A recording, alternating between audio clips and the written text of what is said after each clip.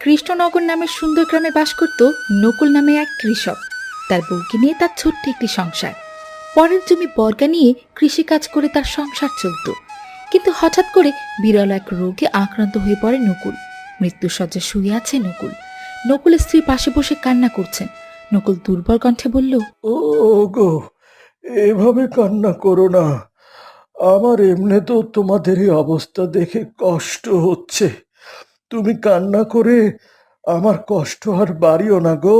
আমি কান্না করবো না তো কি করবো বলো? তোমার কি একটা রোগ হলো, কেউ তার চিকিৎসা করতে পারছে না। ভয়ে কেউ তোমার পাশেই আসতে চায় না। তোমার কিছু হয়ে গেলে আমার কি হবে বলো তো? চিন্তা করো না, গরিবের জন্য ভগবান ভগবান আছেন। পরের দিন সকালবেলা কৃপা কান্নাকাটি করতে লাগলো। নকুল আর বেঁচে নেই। কান্নার শব্দ শুনে মোড়ল ও আশেপাশের লোকজনগুলো জড়ো হলো। সবাই দুঃখ করতে লাগলো আর বলল, আহারে, নকুল দাদা অনেক ভালো একটা মানুষ আসিল, কারো সাথে ঝগড়া বিবাদ আসিল না। ভগবানের সিদ্ধান্ত চূড়ান্ত সিদ্ধান্ত, আমাগো তো আর কিছু করার নাই। আমি ভাবতেছি এই নকুলের বউয়ের এখন কি হবে। এই দুনিয়াতে নকুল ছাড়া কৃপার তো আর কেউই নাই। পাড়া প্রতিবেশীরা সবাই আহা উহু করে নকুলের বউকে সান্ত্বনা দিয়ে যে যার মতো চলে গেল। এইদিকে পরিবারের একমাত্র উপার্জনকারী ব্যক্তিকে হারিয়ে দিশেহারা হয়ে পড়ল নকুলের বউ। একে তো নিজের তেমন সহায় সম্পত্তি নেই যে কিছু করে নেবে, অন্যদিকে মোড়লে পাওনা টাকা পরিশোধ করতে হবে। নকুলের বউ যেন অথৈ সাগরে পড়ল। কিছুদিন পর নকুলের বউ, বাড়িতে আসো। আগে জি মোড়ল মশাই, আছি। বলি কি, নকুল আমার থেকে 10,000 টাকা ধার নিয়েছিল। তো সেই টাকাটা দেবে দেবে করে আর দেয়া হয়নি। অনেক দিন তো হয়ে গেল। মোড়ল মশাই, দয়া করে আমাকে কিছুদিন সময় দিন, আমি ঠিক পরিশোধ করে দেব। আর কত সময় লাগবে? হ্যাঁ, নাকি টাকা মেরে দেওয়ার ধান্দা পাতাচ্ছ? আরে চুপ কর, বেশি কথা বলিস। চল চল, যাই এখান থেকে। আহ, আরে এই যে শোনো নকুলের বউ, তোমাকে 1 মাসের সময় দিলাম। টাকাটার একটা বন্দোবস্ত করো কিন্তু, হ্যাঁ।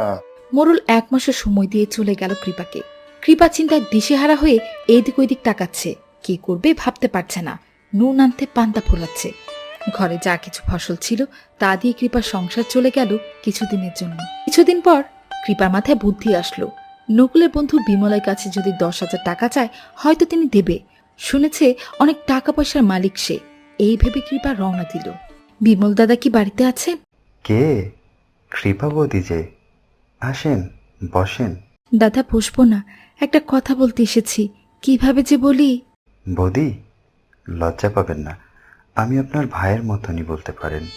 দাদা, আপনার বন্ধু মারা যাবার আগে মোড়ল মশাইয়ের কাছ থেকে 10,000 টাকা ধার নিয়েছিল। সেই টাকা পরিশোধ করার জন্য মোড়ল মশাই চাপ দিয়েই যাচ্ছেন। আপনি যদি 10,000 টাকা আমার ব্যবস্থা করে দিতেন, আমি আপনাকে পরে দিয়ে দিতাম। ঠিক তখনই পাশের ঘর থেকে বিমলের বউ মণি আসলো। মনির চেহারায় ছিল একটা রাগান্বিত ছাপ। বিমলের বউ মণি নানা কথা বলতে লাগলো। অপমান সহ্য করতে পারল না কৃপা। চুপ হয়ে থাকলো, চোখ দিয়ে জল গড়িয়ে পড়তে থাকলো। কৃপা ভাবতে থাকলো নকুল বেঁচে থাকলে এই অপমান তাকে সহ্য করতে হতো না। বিমল চুপ হয়ে বসে থাকলো, কারণ বিমল বউকে অনেক ভয় পায়। মনির নানা কথা বলতেই থাকলো, মুখ বন্ধ হবার কোনো নামগন্ধ নেই। কৃপা বুঝতে পারলো এইখানে থাকলে আরো অপমানিত হতে হবে, তাই সে চলে গেল। কৃপা চিন্তায় দিশেহারা হয়ে পড়ল। মোড়লে পাওনা টাকা পরিশোধ করতে হবে। কৃপা যেন অথৈ সাগরে পড়ে গেল। ঘরে রান্না করার মতো কিচ্ছু নেই। কি খাবে, কিভাবে কি হবে, এই ভেবে সে দিশেহারা। মা, মা, আমায় কিছু খেতে দিবি মা? আমি 2 দিন হলো কিছু খাইনি মা। বাবা, আমার ঘরে চুলা জ্বলেনি 2 দিন হলো। মুড়ি আর পানি খেয়ে আছি। তাহলে আমায় মুড়ি দে, তা পানি দিয়েই না হয় খেয়ে নি। এখানে বসো বাবা, দিচ্ছি। কৃপা মুড়ি আর পানি এনে দিল। সাধু বাবা খেতে লাগলো। কৃপা ভাবতে থাকলো এই অল্প মুড়িই ছিল, আমি আর খাবো কি। কৃপা ভগবানকে মনে মনে ডাকতে থাকলো, হে ভগবান, আমায় সাহায্য করুন। আমি যে আর কোনো পথ দেখতে পাচ্ছি না। আমি এখন কি করব? কি রে মা, তোকে এত চিন্তিত লাগছে কেন? তোর স্বামী কোথায়? বাবা, আমার স্বামী এক বিড়াল রোগে মারা যায় 1 মাস আগে।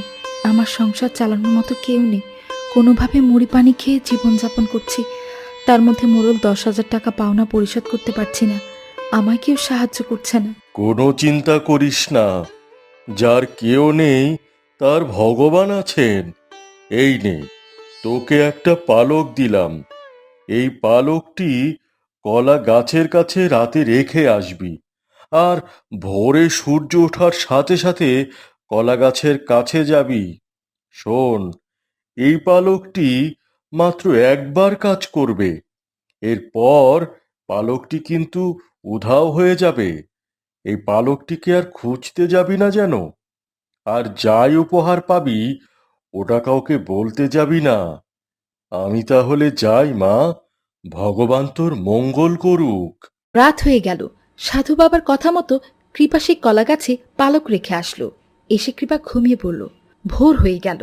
কৃপা তাড়াহুড়া করে দেখতে চলে আসলো কলা গাছের কাছে। এসে দেখলো কলাগুলো সোনা হয়ে গেছে। কলাগুলো চকচক করছিল। কৃপা খুশিতে আত্মহারা। হে ভগবান, তুমি মুখ তুলে তাকিয়েছ। কৃপা সোনার কলাগুলো বিক্রি করে অনেক টাকা পেল। মোরলের ঋণ পরিশোধ করলো, সুন্দর একটি বাড়ি বানালো এবং কিছু জমি কিনলো। এই সব কিছু দিয়ে কৃপা সুন্দরভাবে শান্তিতে চলতে লাগলো। এইদিকে নকুলের একমাত্র বন্ধু বিমল সেই বিড়াল রোগে আক্রান্ত হয়ে মৃত্যুশয্যায় শুয়ে আছে। দেশের গণ্যমান্য ডাক্তার কবিরাজ দেখিয়েও এই বিড়াল রোগ ভালো হচ্ছে না। বিমলের চিকিৎসা করার জন্য সকল ধন সম্পদ বিক্রি করে দিল। তাও এই ভয়ানক বিড়াল রোগ আর ভালো হলো না। তাদের অভাব অনটন শুরু হলো। মনে কি করবে বুঝতে পারছিল না। ওগো, শুনছ? তুমি একটা কাজ করো, তুমি নকুলের বউয়ের কাছে যাও, আমাদের সমস্যার কথা খুলে বলো। ভগবানের কৃপায় সে যদি আমাদের একটু সাহায্য করেন। কি বলছো গো? কি বলছো গো তুমি? আমি কোন মুখে সাহায্য চাইতে যাব? আমি অহংকারে বসে কত কিনা বলে অপমান করে দিয়েছি। আরে শোনো, কৃপা অনেক ভালো মনের মানুষ। তোমার অপমান সে হয়তো ভুলেই গেছে। তুমি যাও, এত কিছু ভেবো না তো। ঠিক আছে, আমি আগামীকাল সকালে যাব। মনি পরের দিন সকালে কৃপার বাড়ির উদ্দেশ্যে রওনা দিল। দিদি, ও দিদি, বাড়িতে আছেন? আরে মনি বৌদি যে, কেমন আছেন বৌদি? ভালো নাই দিদি, ভগবান আমাদের কঠিন এক পরীক্ষায় ফেলে দিয়েছেন। কেন, কি হয়েছে?